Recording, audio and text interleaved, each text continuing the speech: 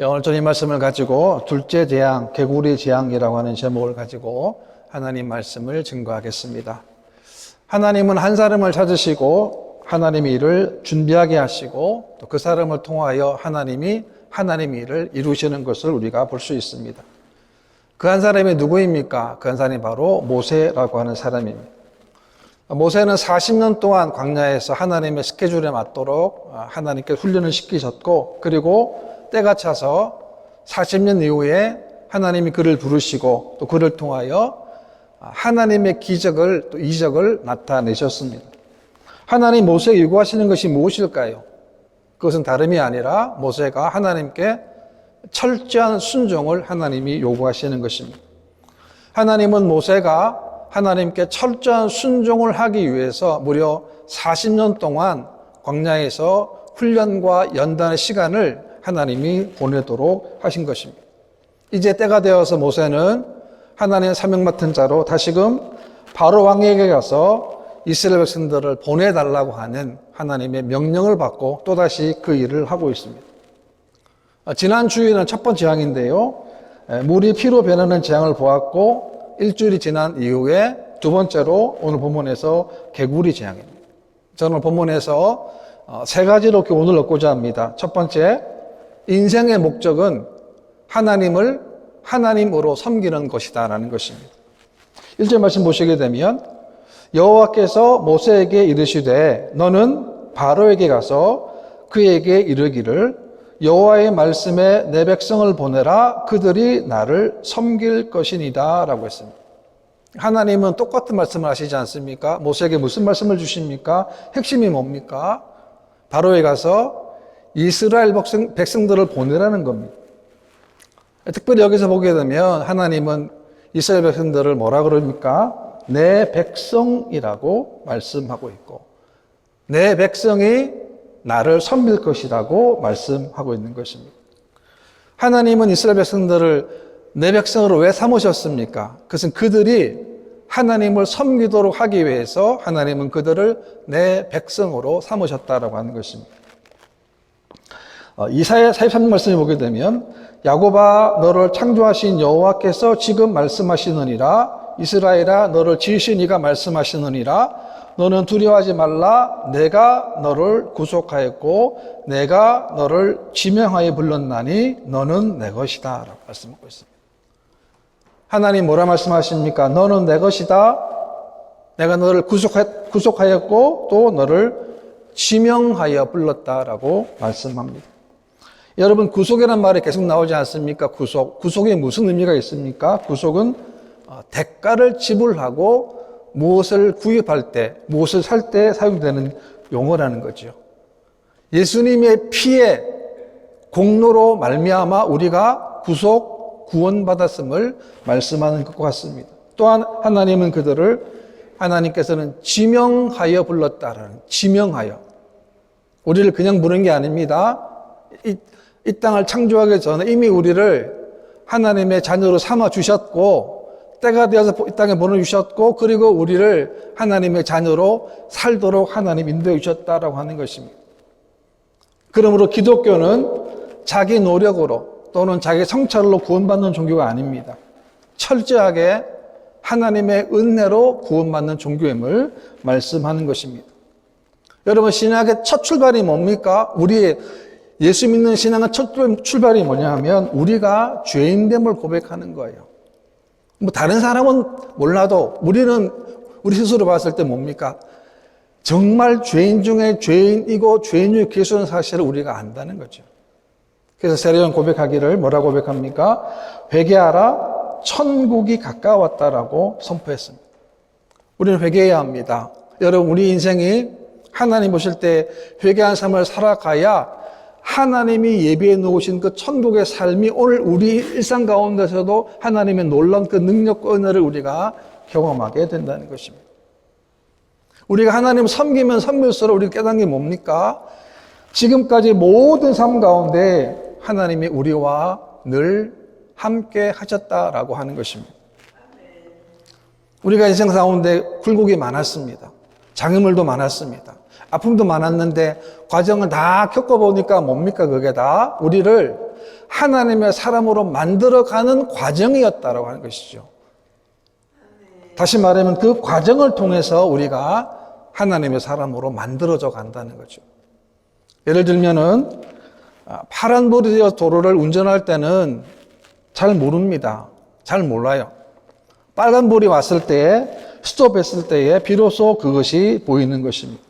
다시 말하면 우리가 일이 잘 되고 뭔가 내가 계획한 일들이 잘 될 때는 잘 몰라요. 그런데 문제가 발생합니다. 가정에 문제가 발생합니다. 건강에 문제가 발생합니다. 자녀들에게 여러 가지 일들이 발생하면 비로소 뭘 깨닫습니까? 하나님 앞에 우리 인간의 실존을 정직하게 내어놓고 고백하게 된다는 것입니다. 깨닫게 된다는 것입니다. 뭡니까? 모든 것이 하나님의 은혜였고 하나님의 축복이었고 하나님의 기적이었다라고 하는 것입니다. 그렇기 때문에 우리가 하나님을 섬기는 것이 전혀 부담이 되지 않고 불편하지 않습니다. 왜? 하나님이 우리와 함께 하시기 때문에 그렇습니다. 뿐만 아닙니다. 우리가 교회를 섬기는 것도 마찬가지인데요. 로마서 12장 말씀 보게 되면 형제를 사랑하고 서로 우애하고 존경하기를 서로 먼저 하여 성도들의 쓸 것을 공급하며 손 대접하기를 힘쓰라라고 했습니다. 이 무슨 말입니까? 우리 마음속에는 항상 다른 성도들에 대한 마음과 애씀과 사랑과 섬김의 삶이 먼저 해야 될 것을 교훈하고 있는 것입니다. 우리가 어떻게 다른 사람을 섬길 수 있습니까? 그것은 우리의 삶 전체가 겸손한 마음으로, 즉 다시 말하면 다른 사람을 나보다 더 귀한 영혼으로 더 낮게 여기는 마음이 있어야 진정한 겸손이 되고 그것이 곧 사랑과 헌신의 삶이 됨을 말씀하고 있는 것입니다. 그러니까 교만한 사람은 절대로 남을 향한 사람과 섬김의 삶을 살 수 없는 겁니다. 오로지 겸손한 사람들만이 누릴 수 있는 영적 특권이기 때문에 그렇습니다. 오늘날 교회가 세상 가운데 보여줄 모습이 뭡니까? 우리는 서로 사랑하는 거예요. 서로 이해하는 거예요. 서로 관용하는 겁니다. 서로 베푸는 거예요. 이게 뭡니까? 이게 바로 서로를 섬기는 모습이기 때문에 그렇습니다. 여러분 로렌스 형제를 아마 잘 아실 것입니다. 이번에 쓴 책 가운데 하나님의 인재연습이라는 책이 있는데 정말 귀한 책이에요. 그분의 스토리를 보게 되면 그분은 전쟁터에서 다리를 부상당해가지고 몸이 불편한 상태였어요.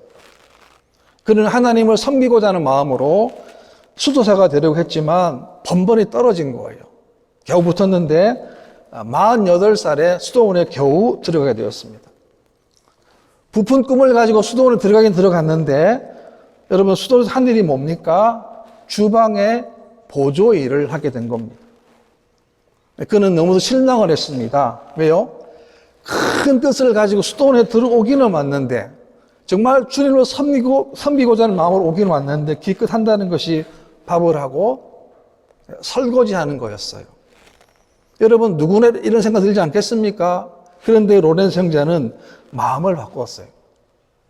어떻게 바꿨냐면 주님을 위해 하는 일이라고 한다면 아무리 사소하게 보이는 일이라 할지라도 그것을 주님을 사랑하는 마음으로 하자는 마음으로 이 로렌스 형제의 마음이 바꾼 것입니다.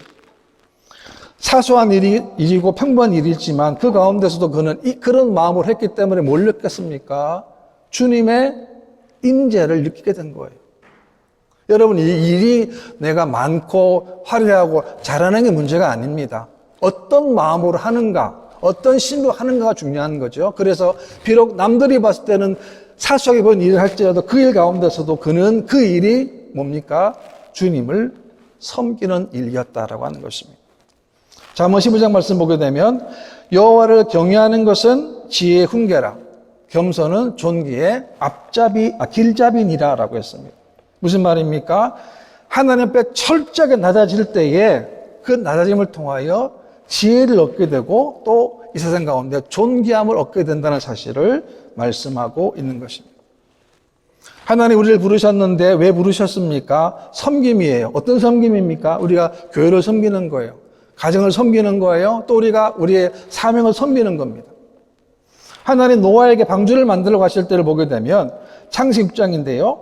너는 고페르 나무로 너를 위하여 방주를 만들되라고 했습니다. 무슨 말입니까? 방주를 만드는 이유가 뭐냐면 너 자신을 위해서 방주를 만들라는 거예요. 하나님은 노아에게 방주에 대한 설계도를 주셨지만 방주를 만드는 사람은 누구입니까? 노아 자신인 거예요. 너는 하나님의 명령에 따라 묵묵하게 방주를 만들었습니다. 주위의 시선이나 사람들의 반응에 연연하지 않았습니다. 아마도 많은 사람들이 비웃었겠죠. 조롱했겠죠. 그러나 노아는 그것에 연연하지 않고 오로지 하나님의 심판의 말씀을 전하고 그리고 하나님의 명령하신 치수와 계획대로 설계도대로 방주를 만들었다는 거죠. 이 방주는 뭡니까? 이 방주가 오늘날에 바로 교회를 의미하는 것입니다.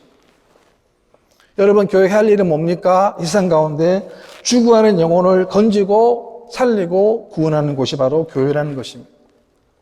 그래서 교회가 귀한 것입니다. 왜 그렇습니까? 영혼을 건지기 때문에 그렇습니다. 여러분, 세상 가운데 있는 영혼들을 하나님께로 온다는 거죠. 우리 탕자비를 보면 알 수 있지 않습니까? 오늘도 많은 심령들이 여러분 세상 가기를 더 좋아합니다. 왜 그래요? 너무 좋기 때문에 그래요. 화려합니다. 사람들이 많아요. 즐길 수 있다는 거죠. 여러분, 그러나 그것이 참된 행복이 있습니까? 돈이 있을 때는 있습니다. 명예가 있을 때는 있지만 다 떨어지면 다 떠나게 되는.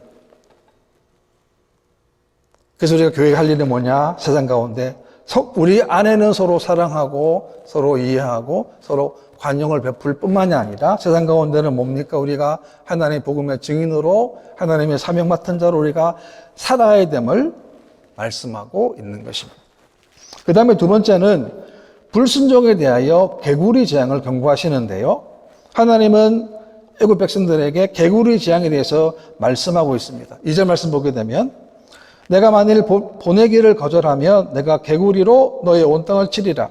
개구리가 나일강에서 무수히 생기고 올라와서 내 궁과 내 침실과 내 침상위와 내 신하의 집과 내 백성과 내 화덕과 내 떡 반죽 그릇에 들어갈 것이며 라고 했습니다.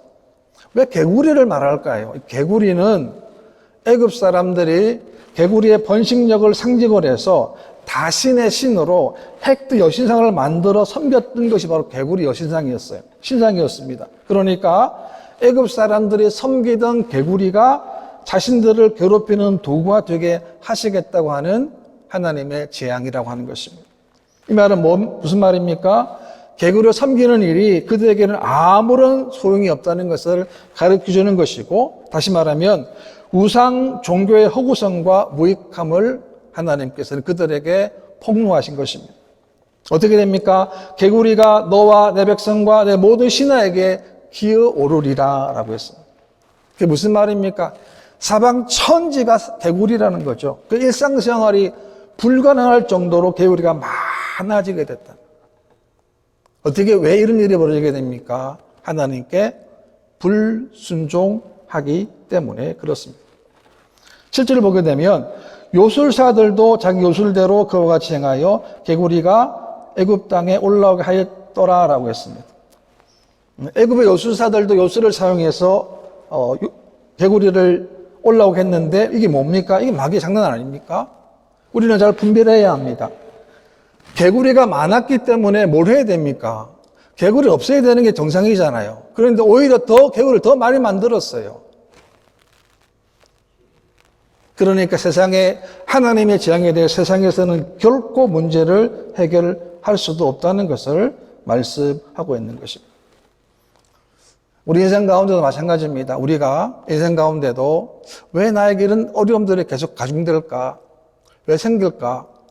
왜 이런 고통이 계속 생길까를 가만히 보게 되면 오늘 말씀과 대표부분 똑같다라고 하는 거죠. 왜 그렇습니까? 우리가 하나님의 말씀에 순종하지 못하기 때문일 수 있다는 거죠.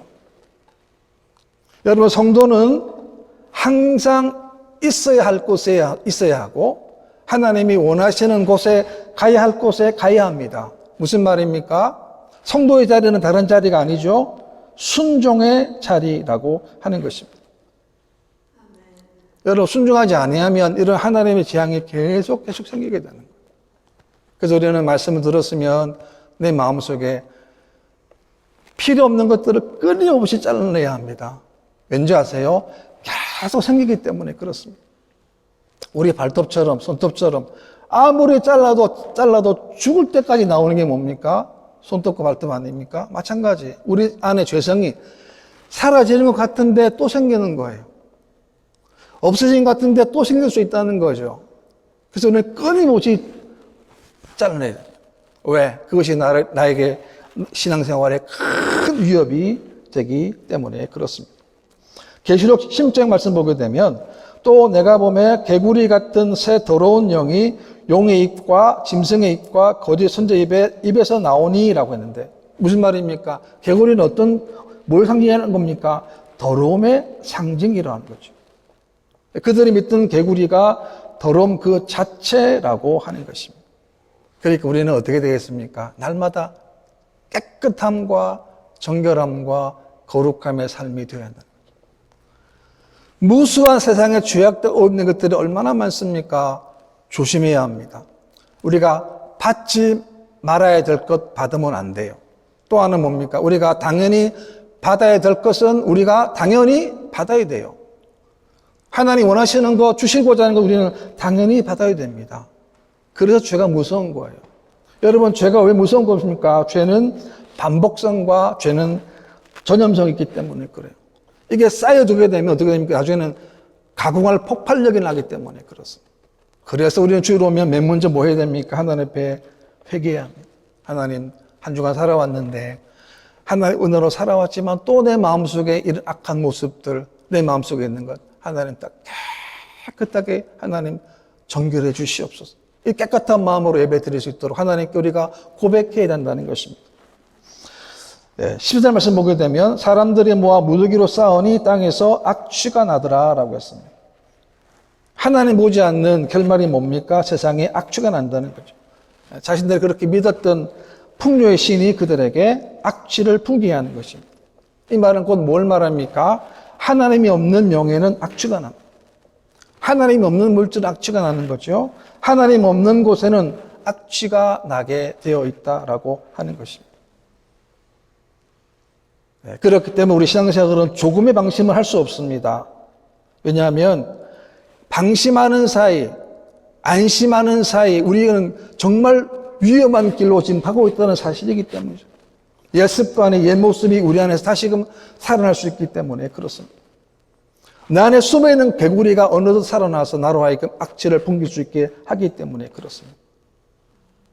그렇기 때문에 우리는 날마다 어떻게 되겠습니까? 영적으로 깨끗하고 영적으로 깨어있는 믿음의 삶이 되어야 하는 것입니다. 제가 지난번에 제 생일을 맞이해서 저희 가족에서는 제가 부탁을 하나 했습니다. 올해 생일에는 케이크를 사지 말라. 케이크를 안 샀습니다. 케이크 사기를 원했는데 제가 케이크를 안 샀어요. 이유는 없습니다. 그냥 케이크 안 샀습니다. 그리고 제가 생일을 지난 다음에 주일날 됐는데 우리 교성도님이 케이크를 사오셨어요. 그래서 그거 가지고 저희 가족끼리 더 큰 케이크를 또 먹었습니다.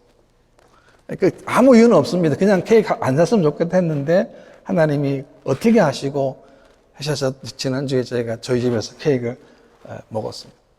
그 가만히 보게 되면 하나님의 역사는 너무나 신묘막측해요. 우리 안에서. 우리를 통해서.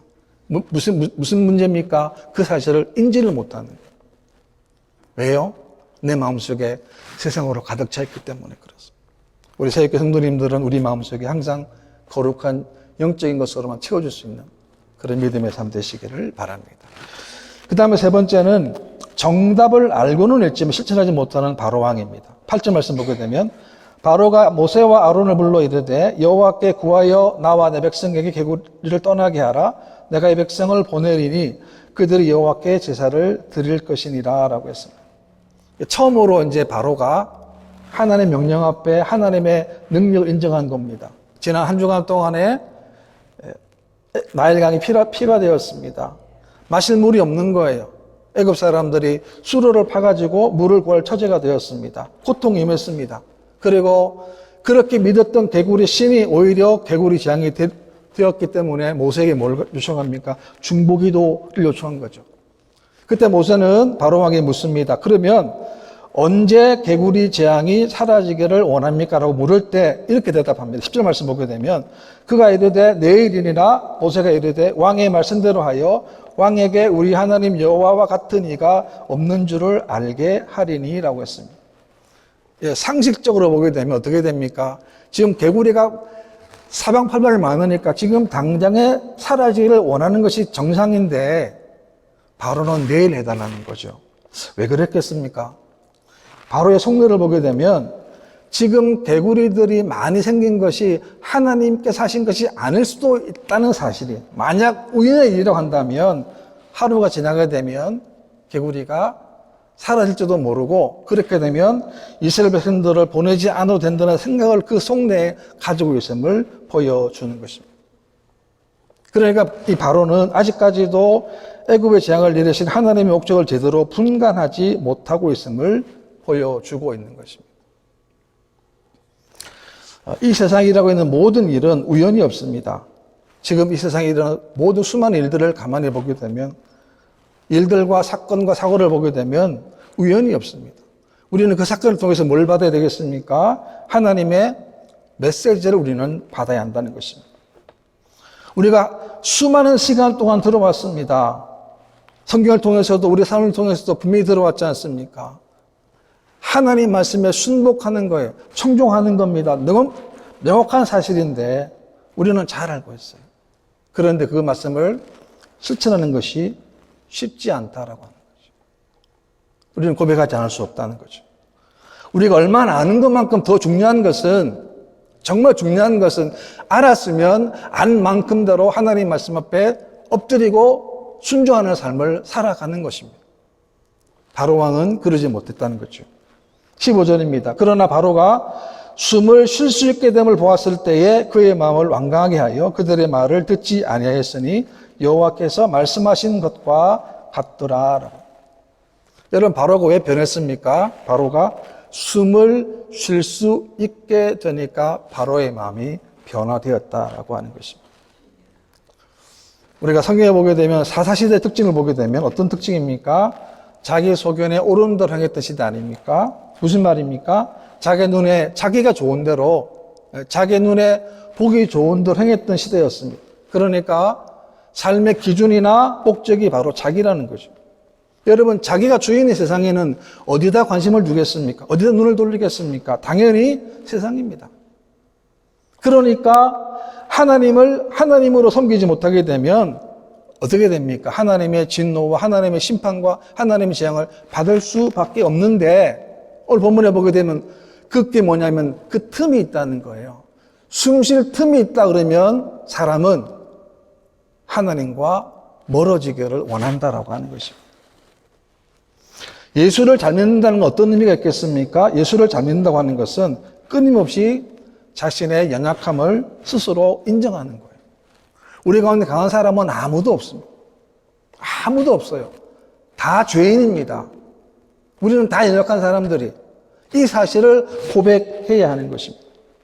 시편 105편에 보게 되면 여호와를 구하는 자들의 마음은 즐거울지로다. 여호와와 그의 능력을 구할지어다. 그의 얼굴을 항상 구할지어다 라고 했습니다. 우리는 하나님의 능력을 항상 구하는 겁니다. 항상. 왜? 하나님은 언제나 말씀에 신실하기 때문에 그렇습니다. 하나님을 구하지 않고 자신의 뜻대로, 자신의 의지대로 인생을 펼치다가는 인생은 넘어질 수밖에 없다는 거죠. 우리가 이스라엘 백성들이 이사야를 보게 되면 왜 하나님의 징계를 받습니까? 하나님이 그토록 하지 말라고 했어요. 애굽을 의지하지 말라고 분명히 말씀을 주셨는데도 이스라엘 백성들은 애굽을 의지했어요. 결과가 뭡니까? 하나님의 심판과 하나님의 재앙을 받았다는 겁니다. 잠언 19장 말씀 보게 되면 사람의 마음에는 많은 계획이 있어도 오직 여호와의 뜻만이 완전히 서리라 라는 거죠. 무슨 말입니까? 우리의 계획을 하나님의 뜻에 맞추어 보고 살아가라라고 하는 것입니다. 여러분, 에덴 동산에서 아담과 하와의 죄를 원자라고 하지 않습니까? 오리지널 신이라고 그러지 않습니까? 여러분, 원죄의 시작이 뭡니까? 이 원죄의 시작이 뭐냐면 하나님께 묻지 않는 것이 원죄의 시작이라고 하는 것입니다. 이 지구상의 모든 사람의 지금 죄의 영향과 죄의 결과를 맞지 않습니까? 그 출발이 뭡니까? 하나님께 묻지 않는 일이었어요. 우리는 하나님께 물어야 합니다. 왜 물어야 합니까? 이것이 하나님의 뜻인지 아닌지를 우리가 물어보아야 하는 것입니다. 우리가 지난 10개월 동안에 하나님 은혜로 살아왔습니다. 우리가 남은 2달 동안도 마찬가지예요. 내 삶 가운데 우리는 분명한 것은 하나님의 뜻을 항상 물어봐야 합니다. 기도해야 합니다. 간구해야 됩니다. 왜 그렇습니까? 구하지 아니하면, 묻지 아니하면 우리 인생은 넘어질 수밖에 없기 때문에 그렇습니다. 항상 물어야 합니다. 매 순간 물어야 합니다. 왜? 하나님은 항상 우리를 위해서 문을 열어 놓으셨기 때문에 그렇습니다. 2달 남은 올 2022년도에도 우리가 하나님께 항상 물음으로 말미암아 승리할 수 있는 믿음의 삶 되시기를 주님의 이름으로 축원합니다.